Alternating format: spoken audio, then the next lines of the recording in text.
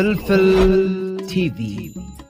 سلام أبكلو كرنعات عالم كوينكم مدبات فلفل تيفي تكتاتلو كبراتن كبرانن نلوم زبلنا يوز تفلالي مدبات حزنا متينا لنا كنت لمود سناي مكتتال اتوم أبالات بيتسب فلفل تيفي زيكمكم سابسكرايب بمهرام أبالات بيتسب فلفل تيفي تكونو بتحتنا دقيمنا نعدم مبارنا بتنلومي أدالينا يزلنا زعباتات انتا يمثل حبيرنا نكتاتل كبراتن كبرانن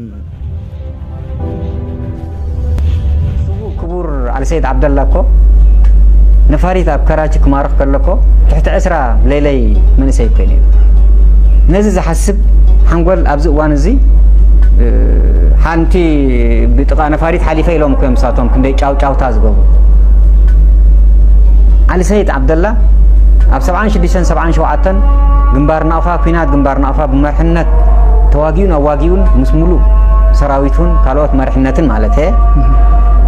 نتي أبلاصوتاتن بأزي هيوز زلو ويسكتاتن تخبيبهم زحنصصو استراتيجي أبعتن تحت عدايم كوينو زحنصصو استراتيجي أبرعينو فقعقع دبل كلهم هلواتن سواءاتن جغانو جنرالاتنان أزي سراويتنان نبعلو بخمسة أقبابي زغير تمالون بخمو بأمريكان كالوتن تحنصص استراتيجي ناي ويانو كوي قبعة مريتاتي زلو أبزا ساعات زيانو كل جزء يزبل ويانا عام زلواس لزي كونت ويانا سعرنا ون أين بلنا نحنا مهنات ترجم زلوا هذا جانتا وجيله ناي مقالة عدوى وجيل عجامة بزعبو كن الزارب أرستنا وناي كونن مهناتو كنيوز خيط هذا عبي جاندا سلزلا مالت نعوز الأخن نعوز مولن نعو حزز بلن زيتي حجي حزباو جنبار نقول جل أشعار ده يكون سعير نرس حيالان سعير سلازي من النت ناي تمرتي إذن زي كونس كبر حربنا دنجوس أرايكو كابوسنا تينا بسورة وزيكو ناب سورة وزيكن أب سورة نقيحو عندنا نهزبو وزقيسو عميرو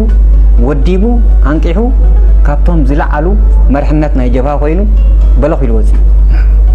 معرخ ندي حزب إرتران سورون نقحن بلحن مخان نمر أي مالتي مس كلهم مقال استئزارة الله كمون حربنيا اسمانا بشانب حربنيا إدريس على الحاج إدريس بولو بمولهم حربنيا تاتنا اليوم بخمسة أقباب زموتيهم سلازي أبي يونيفرسيتي تماهيرهم ديهم جغانو جنرالاتنا بزوان زي بروفيشنال زخانة أكايدان ناي ماسترز يكون PhD أبي يونيفرسيتي سلاز تماهير ديهم زغلو عالم زارب زلو سلاز ممرة دينا إزوم ويت أوتات جنزبن قناعاتن بلعهم تعسيبهم يسرحوا تاريخ زبير ترى زي فلتو عشان كوي استراتيجي ناي حجر حانتيصهم حجر كتحنو أبوهم زحلف اللهم إيسا بجماد يكون بمتر عقينهم كمترو زي كله متروسات جيومترات لا يدبلون متروسات بزعبة إيرتران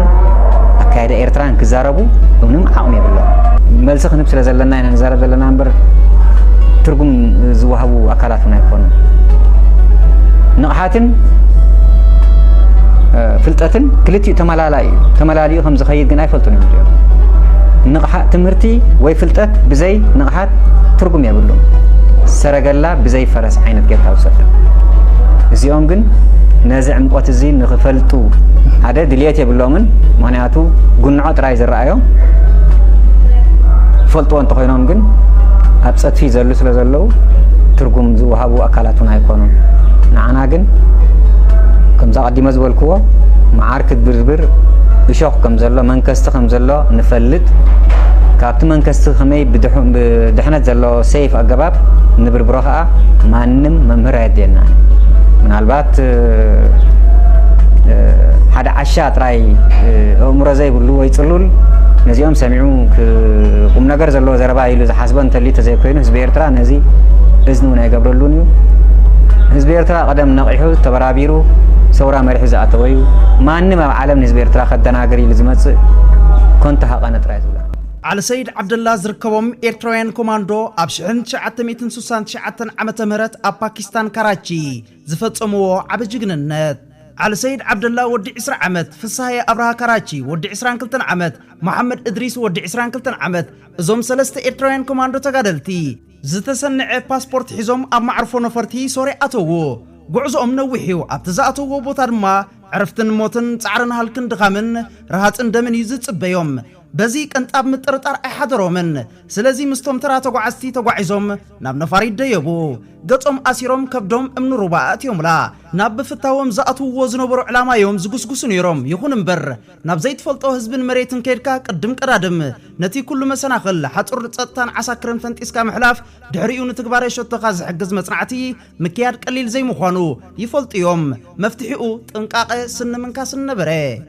እታ አጥቢቆም ዝሓዝዋ ብልጽ ትዕጥቂ ነብሰ ምትእምማንያ ህይወትና ተኸፈል መደብና ግን ይትግበር ዝብል ንሕነበሮም ነፋሪት ካብ ማዕርፎ ነፈርቲ ሶርያ በረረት አንፈታ ናብ ማዕርፎ ነፈርቲ ካራቺ ፓኪስታን እዩ በብቁርብ ካብ መሬት ተፈንተተት እቶም ሰለስተ ኤርትራውያን ተጋደልቲ ድማ ኣብ ከርሳ ኮይኖም የንሳፍፉ ነበሩ ናብ ተዓዲ እንዳቀረቡ ብዝኸዱ ነብሶም ክመውቕን መንፈሶም ክስራዕን ተፈለጦም ንሓድሕዶም ተጠማመቱ ብሓበን ነቲ ኣብ ዓለም ጸማም እዝኒ ዝተዋህቦ ሰውራ ኤርትራ ኣብ ዓለም ንኽፍለጥ ነታ ነፋሪት ክጨውይዋ ተዳለዎ እቶም ንዓለም ሰውራ ኤርትራ ከንጸባርቁ ዝተጓዓዙ ጀጋኑ ቀድሚ ምንቃሎም ስውዕ ዑስማን ሳልሕ ሳበ ነቶም ኣብ ቅድሚ ኮፍ ዝበሉ ተጋደልቲ ንስኹም ኢሉ ዘረባ ጀመረሎም ንኣዝዩ ኣገዳሲ መደብ ኢኹም ተሓጢኹም ግን ከኣ ሙሉእ ፍታኩም ዘድልየዩ ብሙሉኦም እቶም ተጋደልቲ ተሃኒኖም ሰምዑዎ ምክንያቱ ንሃገርን ህዝብን ዝኽፈል ዋጋ ክቕበልዎ ድልዋት እዮም ነይሮም ኣብቲ ግዜቲ መሪሕነት ብኸምዚ መግለጽ ገበረ ሰውራ ኣብዚ እዋን ሰለስተ መደባት ኣለዎ ግን ኣብ ስንጭሮታት ኤርትራ ይኮነን ኣብ ዙርያ ዓለም ክፍጸማ ዕላማና ድማ ሮማ ኢታሊ ፍራንክፈርት ጀርመን ካራቺ ፓኪስታን እየን ስለዚ ነቲ ኣብ ካራቺ ንኽትፍጸም ተወጢና ዘላ ናይ ኮማንዶ ስርሒት ክትሳተፉ ድልዋት ዲኹም ናብቶም ተጋደልቲ ዝቐረበ ሕቶ ነበረ በዚ ድማ ናይ ናጽነት ባህጊ ዝነበሮም መንእሰያት ደሃይ ሰውራ ኤርትራ ኣብ ዓለም ንምቅልሑ ኣብ ቅድሚኦም ዝጸንሖም ዝኽእል ምእሳር ወይ ድማ መንግስቲ ኢትዮጵያ ኣሕሊፍካ ናይ ምርካብ ስግኣት ናብ ኣፍ ዝብኢ ምርካብ ከም ውህብ ወሲዶም ምእንተ ሓርነት ኤርትራ ንኹሉ ነገራት ድልዋት ኮኑ ሱሳታት ጀሚሩ ክሳብ ዝውዳእ በዚ ይኹን በቲ ቃልሲ ህዝቢ ኤርትራ ዝተዋዕዋዓሉ መድረኽ ነይሩ ደሃዩ ግን ኣብ ስንጭሮታት ተዓቢሱ ተረፈ ስለዚ ዓለም ብመቃልሑ ምእንቲ ክትናቀነቕ ኣብ ቀንዲ መለጋግቦታት ኣሎና ምባል ተደለየ ነቲ ከቢድ ተነጽሎ ዝትርብዕ ኣማራጺ ከዓ ናይ ኮማንዶን ሃንደሳን ስርሒታት እዩ በዚ ሞያዚ ዝሰልጠኑ ተጋደልቲ ከዓ እዮም ተዋፊሮም እቶም ሰለስተ ኮማንዶ ዓል ሰይድ ዓብደላ ፍስሓ ኣብርሃ ካራቺ መሐመድ እድሪስ ጥሉል ተመርጾ እቲ ካልእ ሕቶ ኣጥዋሮም በየን መንገዲ እቶ ዝብል ነበረ ነቲ ትልምውን ስውዕ ዑስማን ሳልሕ ሳበ ፋሕፋሕ ዝበለት ብረት ካላሽንን ሽጉጥን ነቶክትን ዝሓዘት ሳንጣ ባዕሉ ብዝሰንዖ ናይ ዲፕሎማት ፓስፖርት ኣብ ማዕርፎ ነፈርቲ ከብጽሖም ነቶም ኮማንዶ ከረክቦም ተሰማምዑ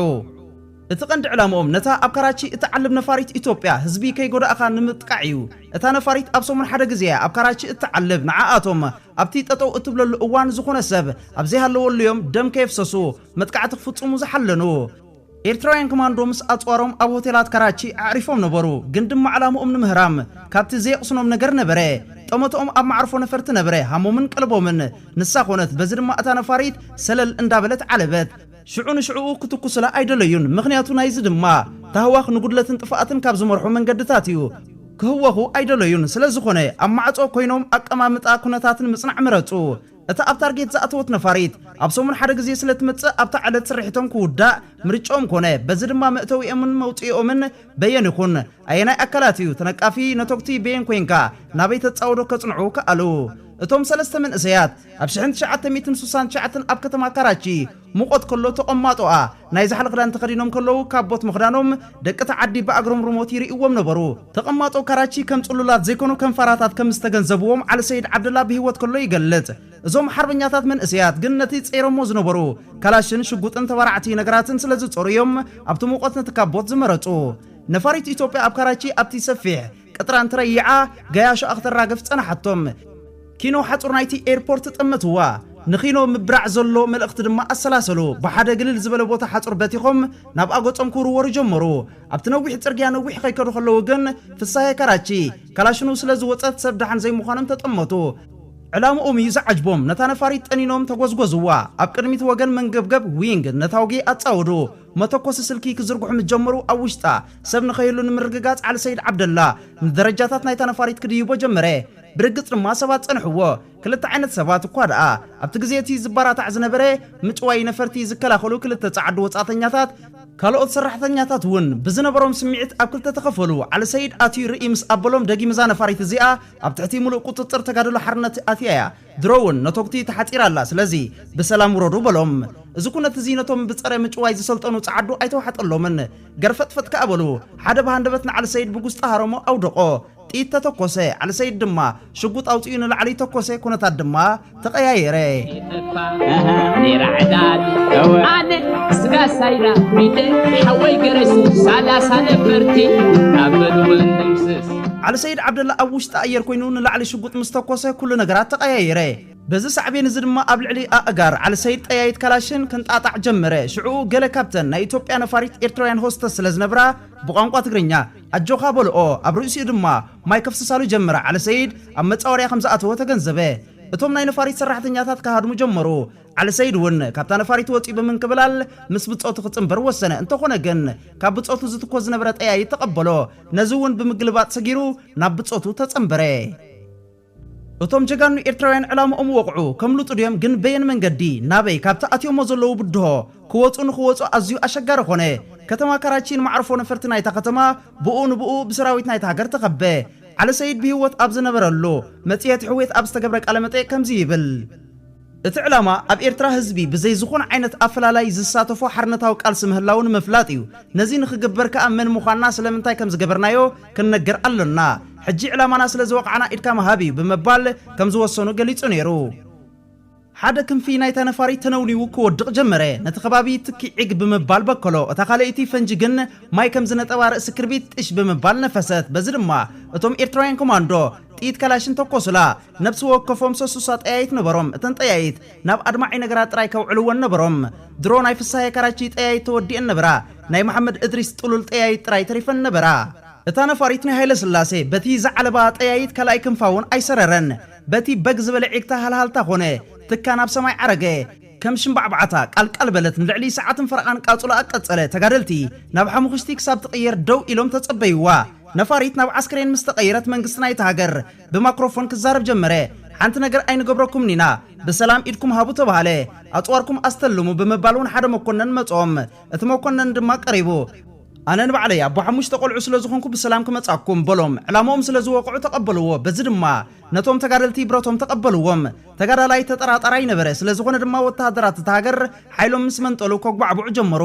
ዓሊ ሰይድ ሽጉጡ ኣብ ትሕቲ ካምቾ ሓቢእዋ ስለ ዝነበረ ንላዕሊ ጠያይት ተኮሰ ብኡ ንብኡ ስምባደ ተፈጥረ ኣብቲ ማዕርፎ ነፈርቲ ዕግርግር ተፈጥረ በዚ እቶም በቲ መኮነን ዝምርሑ ወታደራት ኣብ ምልማን ኣተዉ ኣብ ቃልና ክንጸንዕ ብምባል ድማ ብኣገባብ ማረኽዎም እቶም ዕላምኦም ወቂዖም ዝተታሕዙ ኮማንዶ ንዝተረፈ ኣጽዋሮም ኣረከቡ ሽዑ ጋዜጠኛታት ዓገጉዎም ነቲ ዝጻዕሩሉ ዓድሞት ዝኸሓሉሉን ዕላማ ኣብ መፈጸምታ ድሕሪ ምርኣዮም ኢደ እግሮም ናብ ማእሰርቲ ፌሮዊ ጣበልወን ተሓይሩ ናብ ቤት ማእሰርቲ ድማ ኣምርሑ መራኸቢ ብዙሃን ዓለም ኣቃልሕኦ ለይትን መዓልትን ስለ ዝተፈነወ ከም ዕላምኦም ሰውራ ኤርትራ ድማ ድምፂ ኣንጎድጎደ መንግስቲ ኢትዮጵያ ጸላዕላዕ በሎ እቶም ኮማንዶ ናብ ኢዱ ክርከቡ ሓተተ ገለ ሃገራት ድማ ኣብ ዓለማዊ ቤት ፍርዲ ንኽቐርቡ ጠለቡ ፍርዶም ንኽኸርር ገለ ሃገራት ድምፅን ኣስማዓ ኤምባሲ ቻይና ኣብ ሃገረ ፓኪስታን ግን ኣብቲ ገበን ዝፈጸሙሉ ሃገር ይፈረዱ በለ ኣበይ ይፍረዱ ዝብል ክትዕ ብሰፊሑ ተላዕለ ኣብ ስልጣን ዘይነበራ ሰልፍታት ፓኪስታን ደገፈን ኣብ ልዕሊ ኮማንዶ ልዑል ነበረ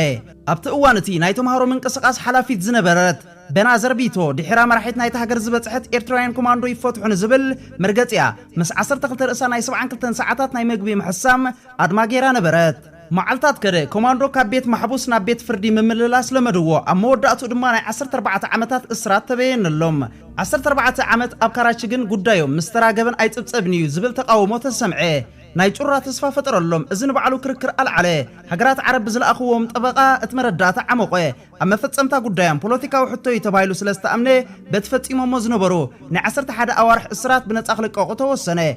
كوماندو لبوم رجعه أبقرعت أبياته ما أسرتي أفلبوم نفيهم وطو أتن أبسلطان زين براسل فتات كأب عجبات قبل ترنع قبجات قبر اللوم دحريو حامدوم نجيفهم ناب إيربورت كاراتشي قطعم قسقسو نايشعو أبقاقسوم كابت قدامي عزيز تفلي أبقاقساي قنكا ناب قدلي أعنتم بمن بس تأتمتوا أتا بعلت 16 سنة شحنت شعاتن 260 شعاتن بعمبرا نايتاتهم مخفى حقيراز نبرت كاراتشي تسريا نبرت نفاريت ببقروب تفنتتت نساتمون نمودأتا قزي نتي تاريخ زفتهم لا كاراتشي بعين حبن تأمتوا ታሪክ አመዝጊቦም ድማ ምእንተ ሃገሮም ክሳብ ዝስውኡና ሜዳ ኤርትራ ኸዱ ካራች ድማ ታሪክ ጅግንነት ኤርትራውያን ኣብ መዝገባ ስፈረት ምንጪ መጽሔት ሕውየት ቁጥሪ 8/1996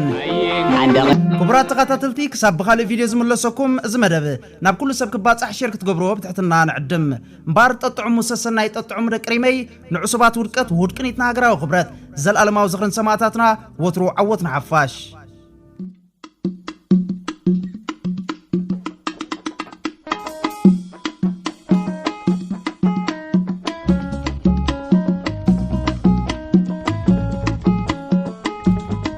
فلفل تي في